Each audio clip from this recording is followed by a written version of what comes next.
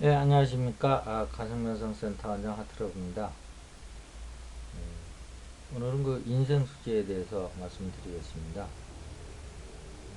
영혼은 이제 빛의 존재인데, 이제 사랑의 존재인데, 그 사랑을 알기 위해서, 빛을 알기 위해서 이제 어둠 또는 두려움 속으로 들어오는 거고, 두려움을 통해서 이제 사랑을 배운다. 이렇게 이제 영성적으로 얘기를 하죠.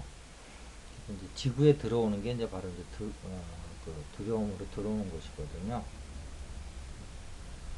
그런데 이 두려움을 통해서 사랑을 배워가는데 이것이 어떻게 진행되어 가는 것이냐에 대해서는 구체적으로 좀 얘기하고 있는 곳이 없어요.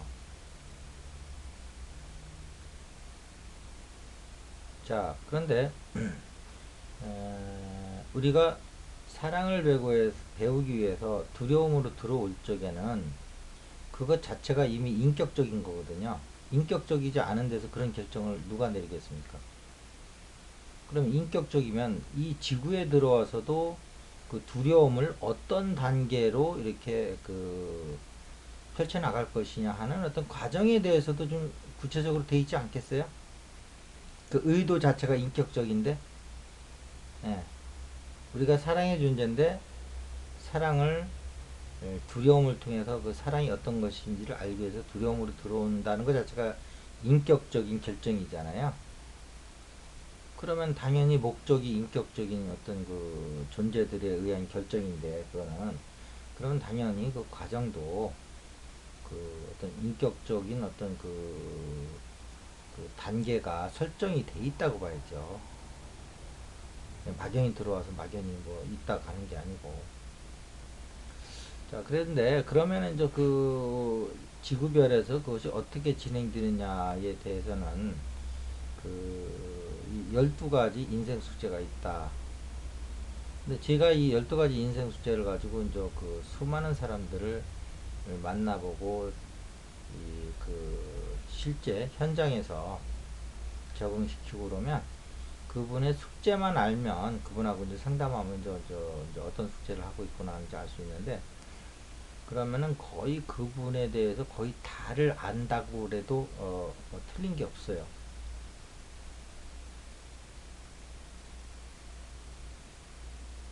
그 정도로 이 숙제가 같으면 그 공통 분모가 많아요. 그 사람 성향이라든지 그 어떤 그 삶의 궤적이라든지 이런 것이 거의 다 드러나거든요. 자, 그래서 이런 것은 뭐냐면 숙제가 같으면은 거의 그 모든 카테고리 안에 같은 숙제 카테고리 안에 별반 다른 게 별로 없어요. 사람으로 보면 다른 사람이지만 그 내용적으로 보면 숙제가 같으면 거의 같은 사람이에요. 물론 이제 엄마 아버지가 다르고 이런 건 다른데 그 질적인 내용을 보면 비슷하다고요. 그러니까 그것을 보더라도 나라고 할 게 없는 거죠. 숙제가 같으면 우리가 이제 인간이 올 때 인간을 보면 그 안에 이제 물질의 육체도 가져오고 그 안에 이제 에테르체의 몸도 가져오고 에테르체의 몸이 이제 그 7개 차크라죠. 인간의 몸 오장육부로 되어 있고 그 다음에 이제 아스트랄체 감정체도 갖고 오고 이제 뭐 그 멘탈체 사고체도 갖고 오는데 이런 어떤 드러난 몇 가지 뭐 안 드러나는 부분도 많죠. 그 이제 수행을 통해서 이제 드러내야 되는데 일단 인간이라면 드러나 있는 이런 네 가지 정도가 성향이 비슷하다고요. 음. 그러니 이것이 나라고 할 게 있겠냐고요. 숙제가 같으면 거의 비슷한데 우리는 나라고 한 거를 대단히 그 독창적인 나로 알고 있잖아요. 안 그렇다는 거예요. 그래서 또 다음 생에 와서 숙제가 바뀌어가지고 오면 전혀 다른 퍼스널리티로 온단 말이에요. 그러니까 지구는 어쨌든 나의 인생 숙제가 뭔가를 알고 그 숙제에 맞는 그 교훈과 영적인 체험을 해서 빨리 진화해서 그 숙제를 마치고 가는 것이 우선이지 그 외에 다른 건 없다는 거예요. 이 지구학교가 그 목표가 그런 건데 여기를 어떻게 벗어날 수가 있겠냐고요. 자, 그래서 그 자기의 숙제를 알면요. 그 제가 이렇게 지도하시는 분들 보면 일상이 많이 바뀌어요. 왜 바뀌냐면 옛날에는 어떤 사건들이 올 때면 그 사건을 막기에만 급급했거든요. 근데 이제 그 사건이 어떠한 그 나의 교훈과 체험을 주기 위해서 왔는가를 이제 인생 숙제 차원에서 이렇게 이제 조망을 해보면 그게 보이거든요. 내가 어떤 숙제면은 내가 어떤 교훈을 얻으러 왔다는 것이 미리 결론이 나 있기 때문에 그 각자한테 오는 사건들은 그 목적을 떠나 있는 사건들은 하나도 없어요. 그러니까 어떤 사건이 왔을 때 일반인들은 그 진화라는 개념이 없으면 그 사건을 막기에 바쁘다고 교훈을 얻기에 바쁜 게 아니고 근데 이제 그 이렇게 가슴 명상을 통해서 이러한 지식이 영적인 지식이 있는 분들은 아 이번에 이 사건이 왔는데 이게 이제 내 인생 숙제로 볼 땐 여기서 내가 이런 교훈을 얻으면 되겠구나 하고서 그 방향성을 갖고 그 사건을 처리하기 시작한다고요. 그래서 그 사건에서 내가 교훈을 얻으면 그 사건이 물러나요.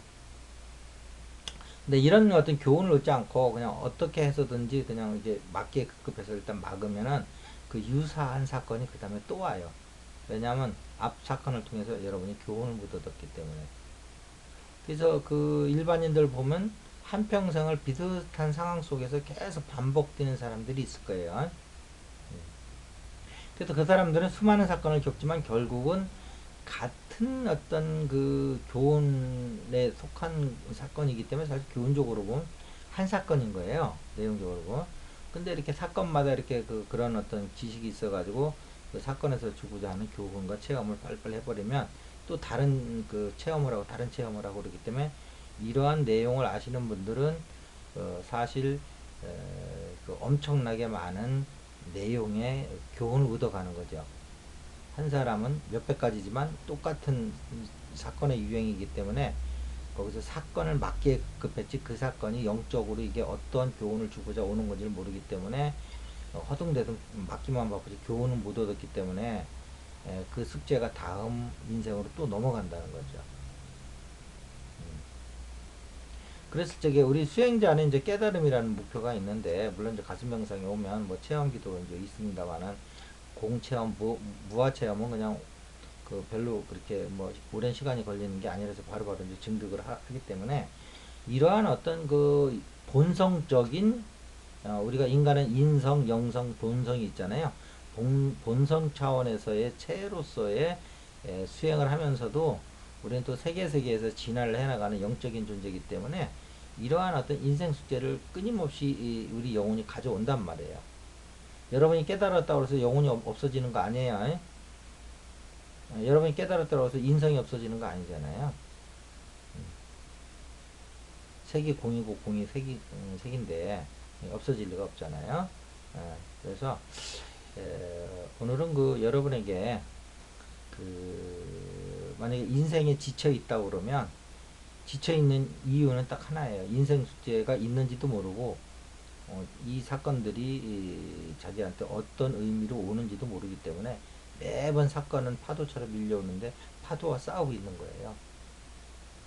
자, 인생 숙제를 통해서 여러분들이 목표와 방향성을 안다면 자기 요번 인생에 그 파도를 서핑하면서 즐길 수 있는 힘이 생기는 겁니다.